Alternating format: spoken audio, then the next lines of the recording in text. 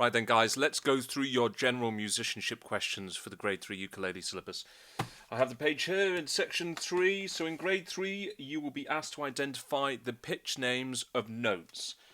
Okay, I'm sure a lot of you are still reading tab, but it would be really useful for you to learn to read music as well. So let's just quickly go over that. We did this in the general musicianship questions already for Grade 2, but we'll just go one below and one below one below and one above the stave this time.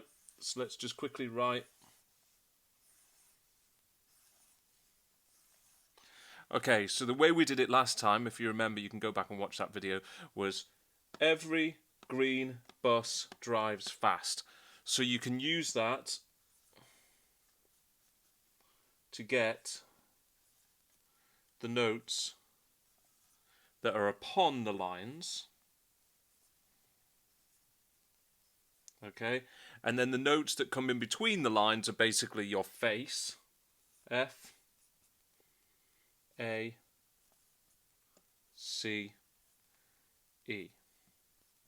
Okay, so that's pretty simple. Just remember, every green bus drives fast, or face, or just know from the bottom and work it up. Of course, you're kind of going to be marked, if you take absolutely ages to answer a question, that's a little bit questionable in itself. You kind of want to get this straight off. If you go below, let's just quickly draw this stave, a small one. If we were to do this note, so one before E, just think alphabet is D and C, okay? If we wanted to go above, if this is F, this must be G. And then one above G must be A. So you can keep going up. There is another way you can do it for all the notes upon the lines and then two notes above the stave. It's every good boy deserves fish and chips. But you're not going to need to go that high. But there you go. So that's the first one covered. The meaning of the time signature, again, we've gone over this in detail in the previous grade, but let's just quickly look at it. So you can have multiple time signatures. You could have 4/4, 3/4, 6/8, 12/8, 9/8, 7/8, basically whatever you want. Think of it as a fraction. 4/4 is what we call common time because it's the most common time signature that we use. Okay, the top number in each of these, let's just put them like that so you can make sure that they're separate ones. The top number in each time signature is indicating how many beats there are in the bar. Okay, so how many beats? And your bottom number is telling you the length of that beat, okay? So in this case, it's 4 quarter notes. Think of it as a fraction. 4 quarters equals a whole, or a whole bar in this case. So that's tells you the length of the beat.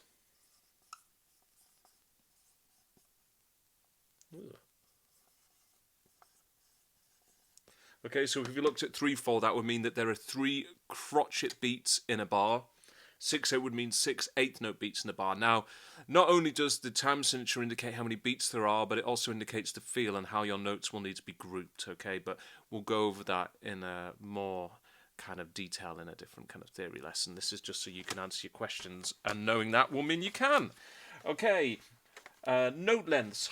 They want a whole note, half note, dotted half, quarter, eighth, and 16th note, and the rests that go with that. Okay, let me just put that there. So let's just quickly go through these. A whole note. That's this. Okay, whole.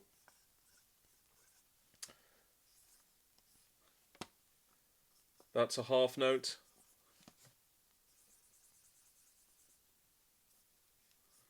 That's a quarter note. We can also call this a semibreve, minim, and a crotchet. So there's the first few.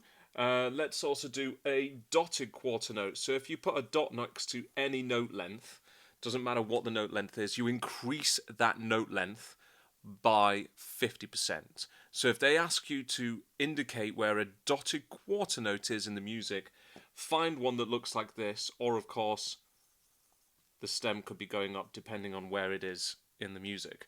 Cool! And then you need an eighth note.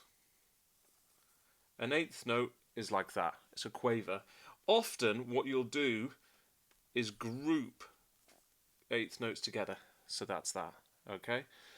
16th note you simply do this. So you have 2 lines at the bottom of your stave. That's a 16th note. If you saw it individually, it would look like that.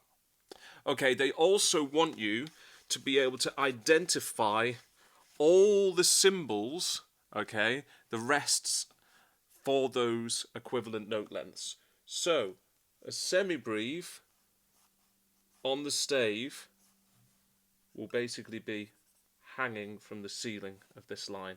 And I always think of it as the little person walks along and they fall in the whole note. If you had a minim, though, let's get rid of that, just fill these back in quickly, it would be on the floor. Okay, so that one is this. Okay, if we have a crotchet, its equivalent rest looks like this. And if we have a dotted crotchet, it looks like that, essentially. Okay, if you have a quaver rest, it equals this, so it looks like a little 7, and there's usually a little kind of circle added to it. And if you wanted to make that a 16th note or a semi-quaver rest, it's that. Okay, so all really easy. If you needed to do dotted quarter note rest or whatever, you just put a dot next to the rest, just like you do with the notes. Okay, construction of any chord found within your piece from the following types. So they could say, that's C major. How's it constructed? Well, a major chord equals 1, 3, 5. So if you're in C major, that's going to be C, E, and G. Okay? The distance between the first and the third in this case is 4 semitones, or 4 frets on your ukulele, and the distance between the E and the G is 3 semitones. They then ask for minor. So let's just stay with C at the moment. Okay, so you're going to go 1, 3, 5 again, but this time instead of it being 4 semitones, you're going to make it 3 semitones and 4 semitones. So what that does is it means that your third is called a flattened third. It doesn't necessarily mean that the note is going to become a flat, because if you were doing a D major chord, that would be D, F sharp, A, and if you make it minor, when you flatten the F sharp, which is the third, that becomes F natural. So don't just presume that because we're saying flattened third, the note itself is a flat. In this case, because it was an E, it does become E flat. But just be aware. Right, a sus chord. Okay, you can have really 2 types of sus chords, a sus2 or a sus4. They're asking for sus4. In a sus chord, what happens is the third is removed. So if the third is there, can't do it.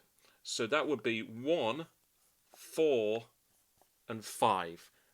In this case, it's a major chord, so we'd have C, F, and G.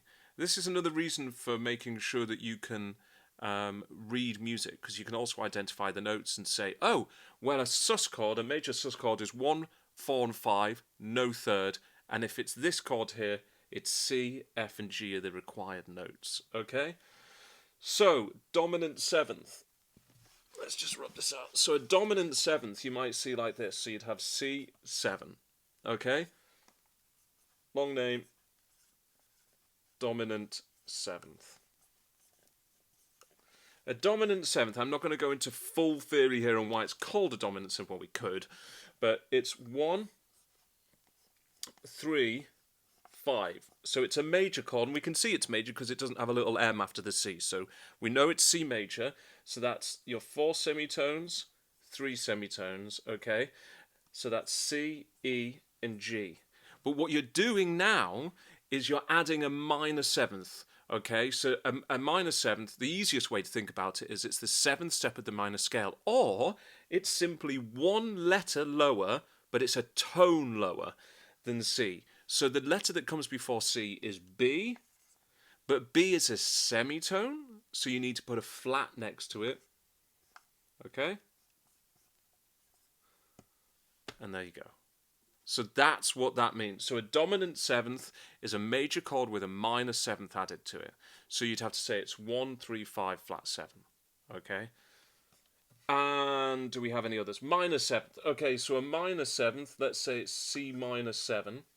Okay, so you've got the same steps of the scale, 1, 3, 5, and 7.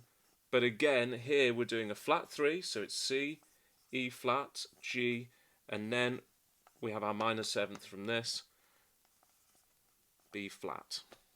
Okay? Cool. The meaning of dynamic and articulation markings shown on the score. Okay, let's just go through it. Anything you might see. P means piano, okay, and in this case, it means quiet. MP means moderately quiet, or mezzo piano, so just put moderately quiet, mod, quiet. And then obviously you're going to have MF.